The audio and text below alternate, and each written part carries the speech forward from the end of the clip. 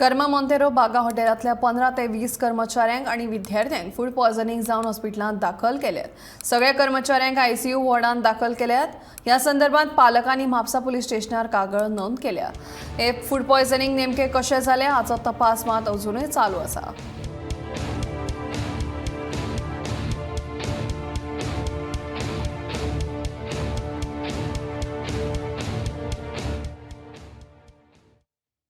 My son works for a hotel called Which hotel? Karma Montero in Baga.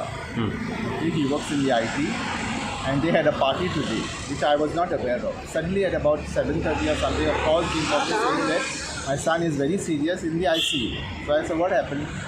So they said food poisoning. So we came rushed here and we saw.